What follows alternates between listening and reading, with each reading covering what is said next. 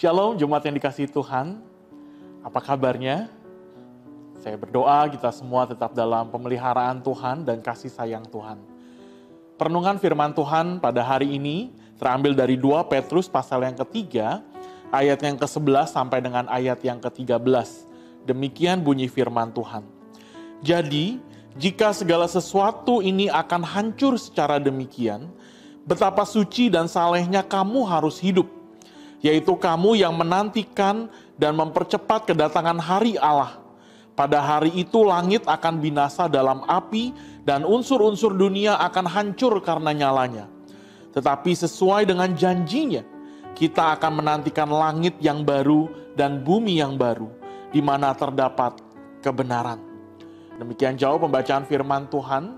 Berbagai setiap kita yang membaca, merenungkan, dan melakukannya di dalam hidup kita hari demi hari.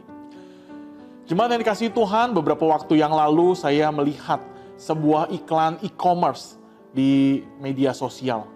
Di dalam iklan itu digambarkan tentang ada seorang anak yang mengajak papanya untuk pergi liburan. Namun papanya berjanji bahwa dia akan memberikan yang terbaik untuk anaknya. Karena si papa ini adalah seorang pembuat jam, maka dia berpikir untuk memberikan jam yang terbaik. Sejak saat itu, jemaat yang dikasihi Tuhan, papa ini begitu sibuk di bengkelnya. Dia mengotak-atik jam untuk dibuat yang terbaik bagi anaknya. Sampai-sampai papanya ini tidak peduli ketika anaknya ini semakin besar, anaknya ini mendapat banyak prestasi, bahkan anaknya ini kemudian kehilangan mamanya, anaknya ini mendapatkan pacar, anaknya ini menikah, bahkan sampai punya anak. Papanya ini begitu sibuk tidak memperhatikan anak satu-satunya ini. Hingga satu saat jam yang dia pikir yang terbaik itu sudah selesai. Dia kemudian mencari anaknya dan ingin memberikan jam itu. Namun saudara, apa yang didapati oleh papa ini? Papa ini mendapatkan anaknya sudah menua. Dan untungnya ini hanya sebuah mimpi dari si papa. Ketika bangun, papanya itu mendapatkan anak itu dan memeluknya. Dan di akhir dari iklan itu dikatakan adalah demikian. Untuk yang berarti, berikan yang paling berarti. Untuk yang berarti, berikan yang paling berarti. Jemaat yang dikasihi Tuhan, memang ini hanya sebuah iklan. Namun iklan ini mengajak kita untuk memikirkan kehidupan seperti apa yang harus kita kejar supaya kehidupan kita tidak menjadi sia-sia dan akhirnya kita menyesal.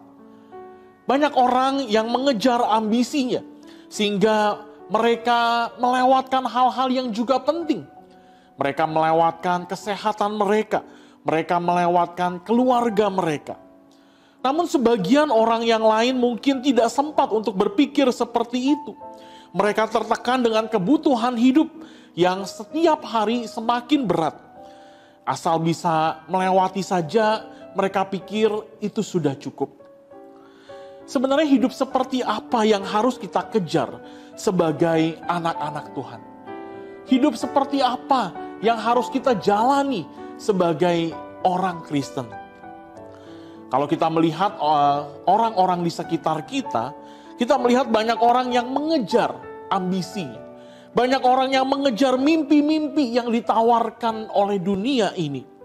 Kemajuan dunia seolah-olah membuat manusia menjalani hidup dengan begitu banyak pilihan tanpa batas. Bahkan ada yang bermimpi menjadi bilioner teknologi sebelum usia 30 tahun. Mungkin ada yang bermimpi untuk pergi keliling dunia sambil menulis blog. Mungkin ada yang bermimpi menjadi YouTuber ataupun Instagram yang memiliki jutaan follower atau cita-cita sederhana. Banyak orang-orang yang ingin mendapatkan bentuk tubuh yang menurut mereka ideal. Tetapi pernahkah kita bayangkan ketika kita berada di ujung kehidupan kita, apakah yang kita pikirkan? Prestasi yang kita raih, pengalaman yang kita dapatkan, materi yang berhasil kita kumpulkan, semua like dan follower kita di media sosial, akan kemana itu semua?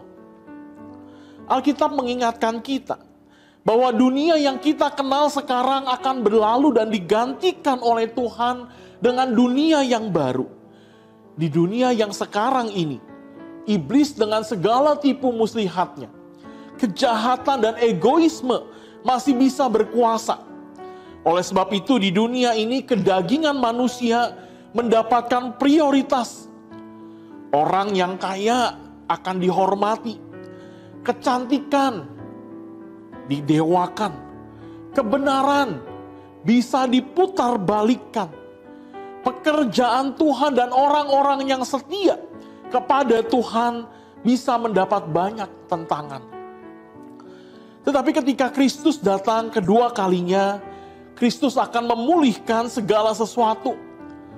Apa yang sekarang ini menjadi hal yang didewakan, yang diprioritaskan manusia, nantinya akan dilenyapkan.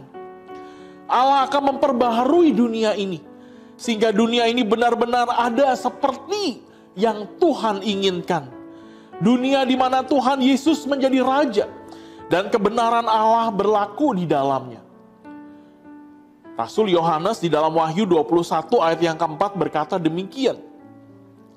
Dan ia akan menghapus segala air mata dari mata mereka. Dan maut tidak akan ada lagi. Tidak akan ada lagi perkabungan atau ratap tangis atau duka cita. Sebab segala sesuatu yang lama itu telah berlalu.